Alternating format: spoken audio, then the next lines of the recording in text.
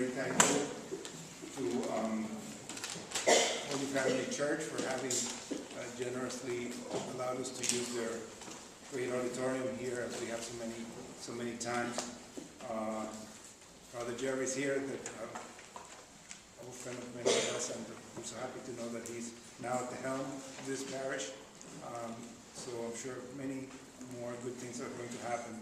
Thank you, of course, to Crossroads Cultural Center, to Angelo Sala and his colleagues, for Rita Simmons and others for organizing this event, to AVSI-USA, Ciesio Castelli and others here, the World Youth Alliance, for bringing us together to talk about this issue of social harmony and religious identities.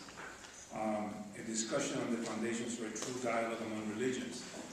Now, you may say that this really is a topic on which a lot is being talked about recently, especially around these parts.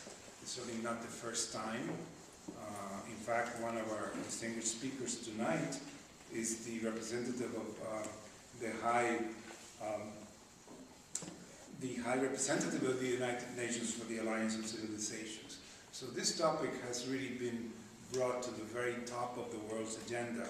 And we've had many panel discussions, many seminars, many workshops, precisely on the kind of things that we're going to talk about tonight. So I was just saying, talking with Angelo before we started, we have to find a little niche for ourselves, I mean, something to set this discussion apart. And it's really up to you to do so. Because, like I said, many of us have participated in many panels on this subject, but we want to do something perhaps slightly different tonight. To begin with, a little bit more informal in tone. We are in an informal setting. We're not in the UN building, so that in itself already is a plus. Many of our friends in the room. So that already should make us feel a little bit more relaxed, and perhaps try to bring in some issues that we feel, for one reason or another, have been left out of some previous discussions on this matter. So again, it's really up to the speakers, it's up to you to do so. My job here tonight is to help moderate the event and hopefully bring it to a lively discussion and good conclusion. So again, on behalf of Crossroads Cultural Center, of which I have the privilege to serve on the advisory board, and I should have said from the beginning, my name is Rojas, for those of you who don't know me. I worked here in the UN many years, first as a diplomat, then I worked in the Department of Economic and Social Affairs. I'm now accredited as Deputy Observer of the Order of Malta to the UN. Ambassador Schaefer is here, Mrs. Schaefer, who's the permanent observer.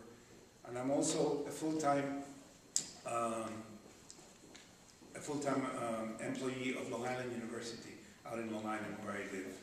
I am Professor of UN Studies, International Studies at Long Island University, and I'm also the Assistant Dean of the College of Education, Information and Technology. So all of those things keep me sort of busy, but I always like to be able to go back and engage with the UN friends and community where I really feel so much at home. So one of the great themes of our time is to foster a true dialogue between peoples and civilizations, especially in an age where technology, mass migrations, and economic globalization are bringing the world's peoples and cultures in ever closer contact. This topic, however, raises some deep philosophical questions. We know that. It is very easy to think that dialogue requires us to embrace some sort of relativism, in the sense of hiding or watering down our own identities in order to reach out for others. A moment of reflection, however, shows that the very opposite is true. The only possible basis for dialogue is our common humanity, with its deep questions and desires, which find expression in the richness of religions and cultures. So giving up on our own identity means precisely to give up on the human yearning for truth, for beauty, for justice, that is the only possible ground for dialogue. A few months ago, this idea was actually very beautifully expressed by former Pope Benedict XVI in his Christmas address. He said, quote, "True dialogue does not aim at conversion, but at better mutual understanding. That is correct. But all the same, the search for knowledge and understanding always has to involve drawing closer to the truth. Both sides, all sides, in this piece-by-piece approach to the truth are therefore on the path that leads forward and towards greater commonality brought about by the oneness of the truth. Another beautiful example of an initiative that seeks dialogue between cultures without falling into the trap of relativism is the United Nations Alliance of Civilizations. We are fortunate to have with us tonight two very knowledgeable speakers, and one of them, His Excellency Ambassador Tariq. Al-Ansari is the Chief of Cabinet to the High Representative of the UN Alliance of Civilizations, Ambassador Al-Nasser, whom I'm sure many of you know. I have the privilege of knowing him. We worked together many years, including in the conference that we had in Doha on financing for development. And Hanif Al-Asim, who's here, was also a colleague of mine at that time, and we worked together. So happy to know that she's also working with Ambassador Al-Nasser. So Ambassador Al-Ansari, who's with us and who will speak in just a moment, prior to his current position, he was Deputy Chief of Cabinet at the Office of the President of the UN General Assembly, and he has been a diplomat in the Qatari Foreign Service since 1996. Our second speaker is Mr. John Klink, who has served the Catholic Church in official capacities for 30 years, first with the Catholic Relief Services in postings in North Africa, Europe, the Middle East, Asia, and the Caribbean, and subsequently as an advisor to the Permanent Observer Mission of the Holy See to the UN for 16 years. He's also a consultant to the Pontifical Council for the Family, and in 2007 he was elected as President of the International Catholic Migration Commission, founded by Pope Pius XII in 1951. So with these two very distinguished speakers coming to address us, I would like to invite Ambassador Al-Ansari to come up and speak.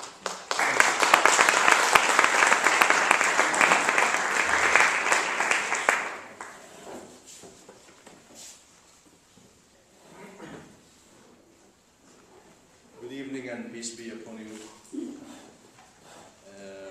It's a great pleasure to be here with you today, and I was instructed by President Al-Nasser, the UN High Representative of the Alliance of Civilizations, to deliver his remarks today. He's out of country and he values this event so much, so we didn't want to miss it. I hope the statement won't be so long because it's 160 pages. With small font. No, that was a joke, just 13. So Ambassador Oscar, I'm very pleased to meet you. Thank you very much for moderating this event. And I'm very happy to meet Mr. John Klink. And I thank Angelo Sala for the organization also and the invitation. Angelo, the president of Crossroads Culture Center. And I will start quoting. It is my privilege to have this opportunity to address you this evening on the theme Social Harmony and Religious Identities. A discussion on the foundations for a true dialogue among religions. While each faith, tradition has its unique identity, we also recognize the values and principles that are shared widely across religions and traditions, forming a social harmony that unites us in the midst of our diversity. Religions exist throughout history, and billions of people around the world identify themselves as believers. And one is hard-pressed to find any society, culture, or civilization which has not been shaped in a significant way by religious values and practices. And whereas at times religious differences have contributed to tensions and conflicts, religion has been a force for the good of humanity, promoting justice, peace, and human dignity. Moreover, as interreligious conflicts give us increasingly to interreligious dialogue and cooperation, religion's potential in the promotion of peace and stability in our world becomes more apparent. Unfortunately, we live in an increasingly complex world where polarized perceptions fueled by injustice and inequality often lead to violence and conflict, threatening international stability.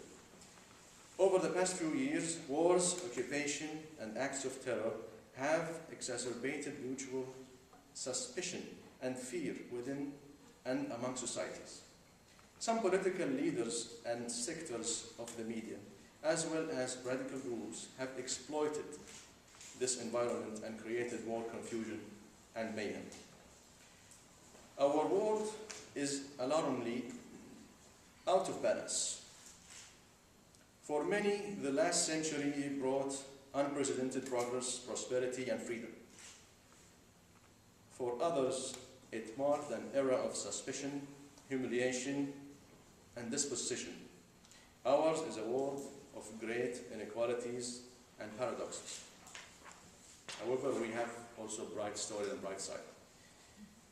Today, the world where the income of the planet's 3 richest people is greater than the combined income of the world's least developed countries, where modern medicine performs daily miracles and yet 3 million people die every year of preventable disease, where we know more about distant universes than ever before, yet 130 million children have no access to education, where despite the existence of multilateral covenants and institutions, the international community often seems helpless in the face of conflict and genocide.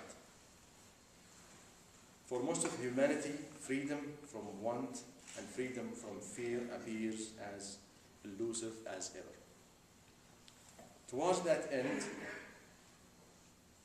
the Alliance of Civilizations seeks to improve understanding and cooperative relations among nations and peoples across cultures and religions, and in the process to help encounter the forces that fuel polarization and extremism.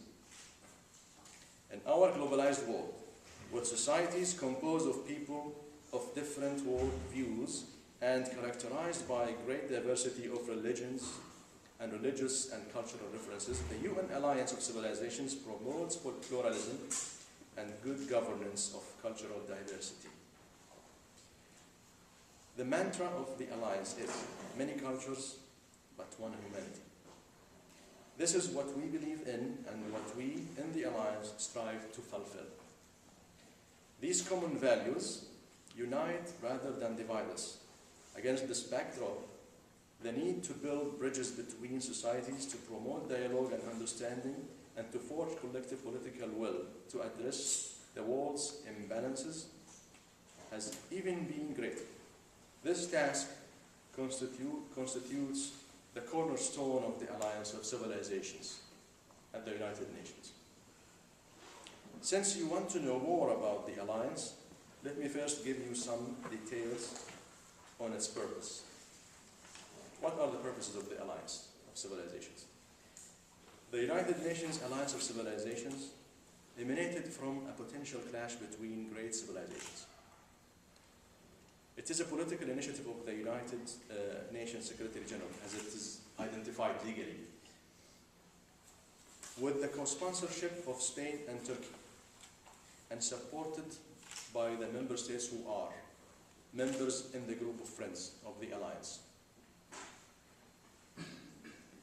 The Alliance is addressing the rising tensions between Western world and the Muslim world that was at the beginning. It was established to address this tension, but also nowadays pointing to the growing issues in our modern society of diversity and mixity worldwide. For most of the world, today's challenges is how to live together in a society that is increasingly complex and made of different cultures, different communities, different beliefs, and the need, therefore, for all people around the world to have this capacity to cope with diversity, to cope with and in respect with the others, and to get prepared to promote understanding and cooperation among cultures. So, this is the mission and also the challenges of the Alliance. The Alliance of Civilizations is a platform on which the international community can build greater understanding and communication to stem the tide of intolerance and misunderstandings, which is sometimes deliberately promoted for political ends. It is intended to offer a new perspective of hope and peace for security and development when the cultural diversity has been respected. With the four current pillars of the Alliance: education, youth, media, and migration. Education, youth, media, and migration. It is through education and training that we develop programs which encourage respect for cultural diversity and which address issues such as racism, intolerance, and xenophobia. The Alliance is supported by a group of friends. It's a community of around 140 UN member states and international organizations and other bodies, working in partnership with the governments, international and regional organizations, civil society groups, foundations, academia, and the private sector. The Alliance is engaging in and supporting a cluster of projects and initiatives aimed to building bridges between peoples from different cultures and religions in order to enhance the diversity of cultures and communities. We believe that the Alliance of Civilizations can enhance international cooperation and contribute to the efforts of the United Nations to address the challenges facing humanity today, particularly when they are rooted in identity and cultural underpinnings. These challenges are the core of the mandate of the Alliance and its legitimacy as expressed in the report of the high-level group that gave birth to the Alliance. You can read this report of the high-level group on the website of the Alliance. In this context, I, as the UN High Representative for the Alliance of Civilizations, outlined my vision and priorities for the next 5 years at the 5th Global Forum for the Alliance of Civilizations in Vienna in February of 2013. These priorities for the next 5 years were endorsed by the membership. Under my leadership, the support of member states and the Secretary General of the United Nations, the Alliance will seek to diffuse tensions in communities wherever possible. We will do so by reaching out to religious leaders, grassroots organizations, and youth groups. In fact, the Alliance can use mediation as well as a tool of preventive diplomacy. The UN Secretary General last year said in Istanbul that the Alliance could have an important mediating role in the many conflicts where culture or religion come to play. The Alliance will also make every effort to use sports, arts, music, and other forms of collective expressions of human values to foster a culture of peace. In addition to mediation, the main priorities that I will focus on for the next 5 years are building on the achievements of my predecessor, President Jorge Sampaio, strengthening the Alliance partnerships and cooperation in the multilateral system, fostering the interconnectedness between the Alliance and the development agenda beyond 2015, strengthening the financing and structure of the Alliance. And I want to tell you that the Alliance receives its financial support from a special trust fund that was established and supported by member states who are members in the group of friends of the Alliance. So it's a voluntary fund. The fifth element will be increasing the Alliance interaction with media, civil society, business sector, and academia. The Alliance promotes projects around the world to build generations that can understand the culture of peace, coexistence, and understand the benefits of diversity.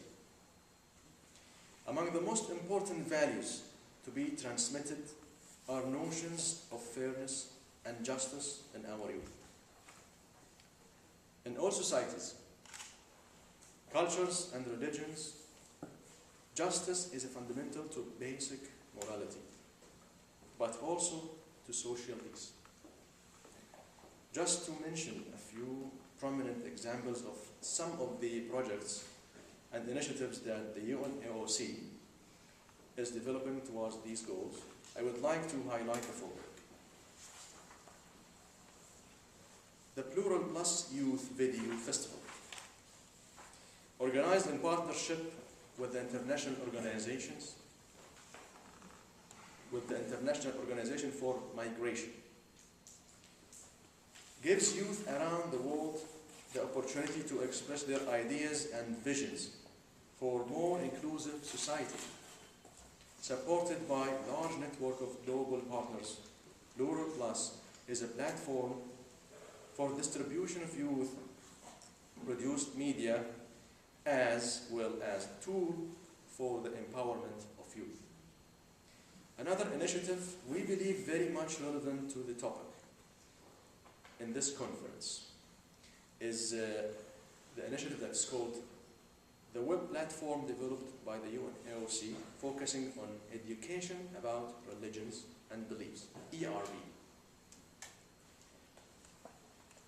This clearinghouse has been created in partnership with universities, research institutions, and organizations developing resources and new educational initiatives aiming at a better understanding between different religions and philosophical beliefs. ERB is a platform facilitating access to these resources. Another successful program worth mentioning in this meeting is the United Nations Alliance of Civilizations Fellowship Program. It is a cultural exchange program that offers an opportunity for emerging leaders from Arab world, North America, and Europe to know and engage with each other. We want the youth to know and engage each other. They meet and exchange ideas with key decision makers, media, local communities, grassroots, and religious groups for in-depth discussion and full immersion in each other's society. It is a unique partnership under the auspices of the UNAOC and other organizations and institutions. By exposing emerging leaders to the reality of other cultures and societies, this highlights not only the challenges, the gaps, and the tensions, but also common ground for mutual positive action. By creating an active alumni network amongst future leaders in these countries, the fellowship program encourages people with different cultures and backgrounds to cooperate with each other. UNAOC fellows from North Africa and Middle East visiting New York in the aftermath of the destruction of Hurricane Sandy this past November 2012. They have enriched the cross-cultural experience in a different way. It was an emotionally intense time for victims of the hurricane who lost power for weeks, and some even lost their homes, to learn about faith-based relief efforts. Fellows paid a visit to the Bowery Mission, a faith-based organization, which provided food, shelter, and health care for the homeless and needy, and has been a refuge for many hurricane victims. It is humbling to serve those that are most in need of society's compassion and attention. It is hard to judge someone after you have served them, cleaned and cooked for them. As a caretaker, said a fellow named Rihab al-Hajj from Libya, reflecting on the experience. Adlan Mehdi, Algerian fellow, added, the Bowery mission was a great experience to see how solidarity has no borders. Moreover, Yusuf al-Hilu from Gaza, Palestine, commented on his volunteer experience saying, human values unite us despite our religion, ethnicity, and background differences. In addition, ladies and gentlemen, the UNAOC has launched the World Campaign, Do One Thing for Diversity and Inclusion, to celebrate World Day for Cultural Diversity for Dialogue and Development on May 21st. Individuals in India will be invited to visit temple, mosque, a church, and a synagogue on the same day to get the deep down peace and understanding that all paths lead to the same goal. The Gita Najjar slums, adopted by Sage Foundation, a partner in the campaign, have temple, mosque, and a church side by side, and Hindus, Muslims, and Christians live together in harmony. Last but not least, the Intercultural Innovation Award developed in partnership with the BMW Group. The Alliance is supporting projects that promote effective interfaith dialogue and highly sensitive regions such as Mindanao, Philippines. Local young female and male Muslims are mobilized to work as volunteers in non-Muslim organizations to promote dialogue, understanding, and develop to non-Muslim and Muslim communities in Mindanao. They are empowered by channeling their participation into concrete activities, involving them in a decision-making and the peace process. This project fights youth unemployment among Muslim youth, as well as builds bridges between Christians and Muslims. The Alliance is supporting this project financially thanks to the donors and participating in strengthening their structure so that they can expand to other local communities. The projects will also be piloted this year in Israel and Palestine as a new way to build trust among both communities.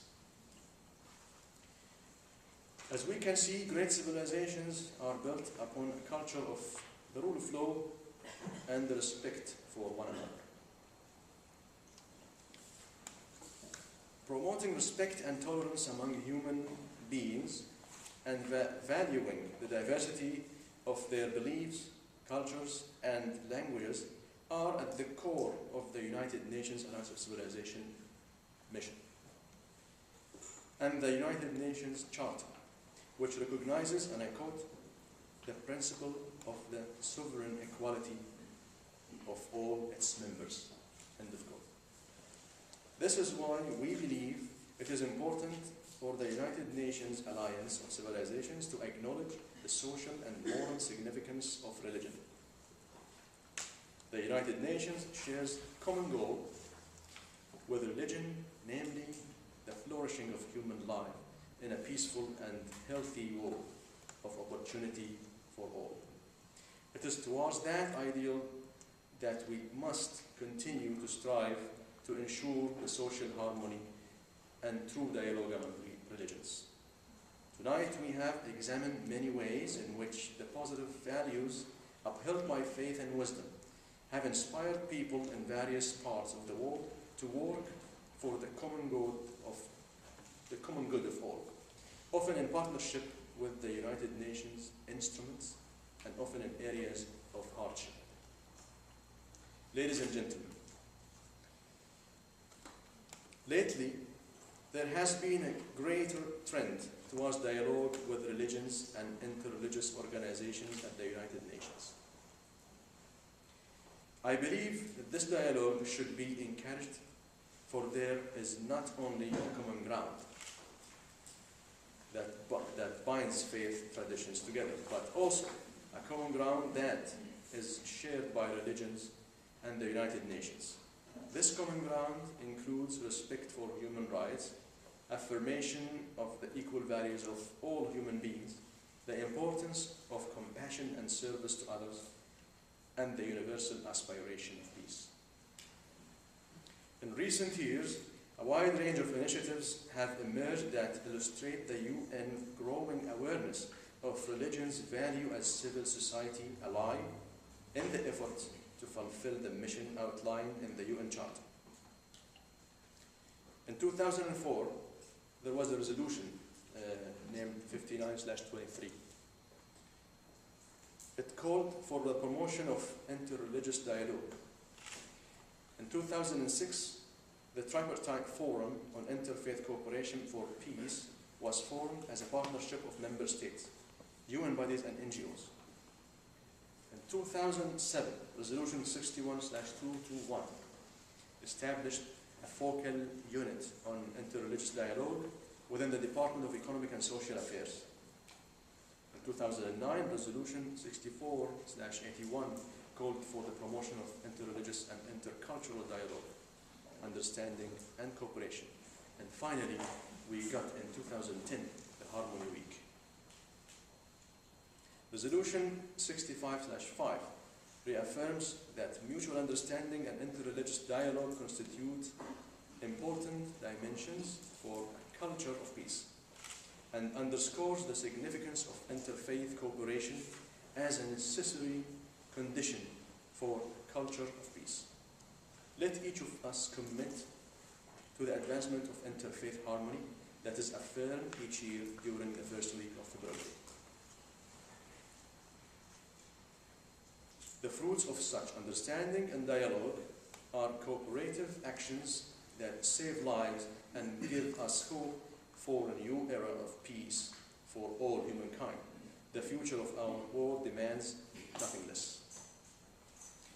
During this week dedicated to interfaith harmony, we are called not only to affirm our own traditions, but to reflect on the virtues and values of traditions other than our own, thereby promoting a culture of mutual respect and social harmony.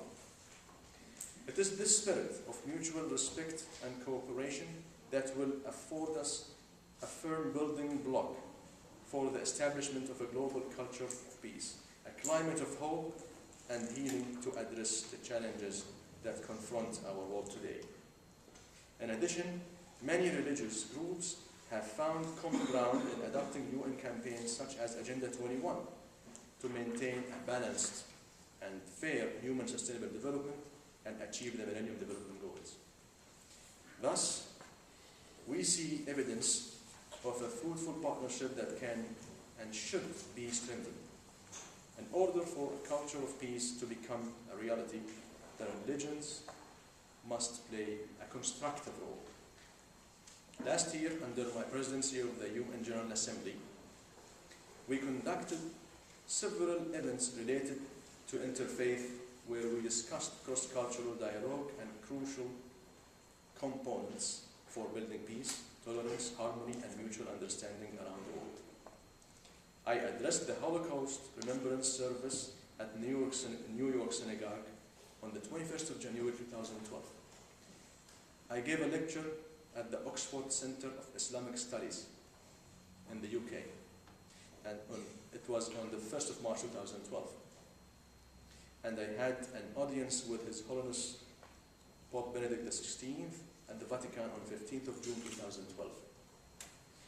It is also worth mentioning that therefore the adoption of the second UNGA resolution on mediation on 13th of September, we screened highlights of the documentary entitled Beyond Right and Wrong. The theme of this film was forgiveness. The documentary presented three conflicts from three separate regions. In the 1984 Brighton Hotel bombing in Northern Ireland, the conflict between Palestine and Israel, and the Rwandan genocide. Forgiveness makes mediation and peace possible. Our Prophet, peace be upon him, said, "Shall I not inform you of a better act than fasting, alms, and prayers, making peace between one another?" Abraham Lincoln said once, "Am I not destroying my enemies when I make them my friends?" How wise and intelligent examples. Ladies and gentlemen, my country, Qatar, is proud to be the home of the Doha International Center for Interfaith Dialogue, established in May 2008. The center's mission is to promote a culture of dialogue and peaceful coexistence. As a Qatari, I can see this commitment rooted in the Holy Quran, and I quote, "We created you from a single pair of male and female, and made you into nations and tribes, that you may know each other, not that you may despise each other." End of quote. But do we really know each other?